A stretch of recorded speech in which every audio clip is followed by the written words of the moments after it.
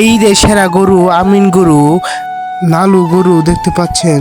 এই গরুটির নাম হচ্ছে হিরো আলম। ডিপজল, জাহিদ খান, মোটু পাতলু এগুলা গরু এখানে আছে। আসসালাম, প্রথম ব্লগে আপনাদেরকে সকলকে জানাই শুভেচ্ছা। আজ ব্লগে দেখাবো কিভাবে গ্রাম থেকে গরু নিয়ে যাচ্ছে ঢাকা। আমাদের স্কুল মাঠে গরু তুলবে আর অনেক ধরনের গরু এখানে বলে আসছে, যাই দেখা আসে গরুটি কেমন, নাম কেমন দেখতে একটু দেখে আসে আপনাদের। সুজন দাদা গরু তোলার জন্য গাড়িতে ব্যবস্থা করে ফেলেছে, দেখতে পাচ্ছেন। এখানে কিভাবে গরু তুলতে হবে এই প্রসেসটা করে ফেলেছে। এখান দিয়ে গরু যাবে, উঠবে গাড়ির ভিতরে, এই প্রসেসটা সুন্দরভাবে করে ফেলছে। আমিন গরু দেখতে পাচ্ছেন, আমিন। হ্যাঁ, কত বছর বলছেন? 2.5 বছর। হ্যাঁ, দেখতো আমিন গরু দেখতে পাচ্ছেন। গরুটার দাম হচ্ছে 2.5 লাখ টাকা, দেখতে পাচ্ছেন।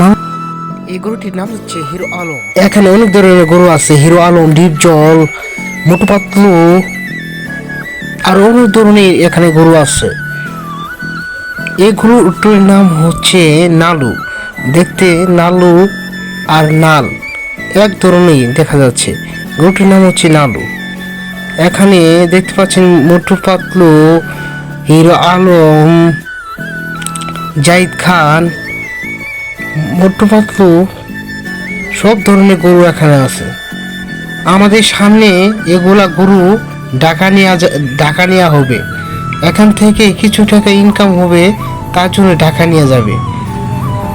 ঢাকাতে এগুলাই গরু বেশি চাহিদা থাকে, তার জন্য দেশগ্রাম থেকে কিনে ঢাকা নিয়ে যাবে। গরুটি দেখতে অনেক সুন্দর, নামও তাদের অনেক সুন্দর। নাম দেখে আমি অনেক খুশি হলাম। একটা নাম হলো নালু, একটা নাম হচ্ছে মোটু পাতলু, একটা নাম ডিপজল, একটা নাম হিরো আলম, একটা নাম জাহিদ খান। এগুলো নাম শুনে আরও মজা পেলাম।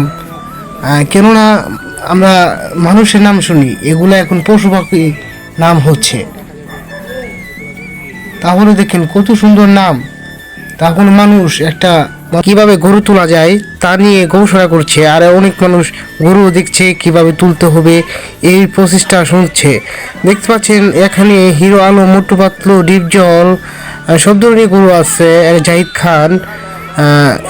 এখান থেকে গরু ঢাকা যাবে। ঢাকা গেলে এখান থেকে বেচা কিনা হবে, লাভের আশায় তারা ঢাকা নিয়ে যাবে। দেখতে পাচ্ছেন এখানে অনেকটি গরু। এই গরুটি এই গাড়ির উপর থেকে নিবে এই গাড়িতে।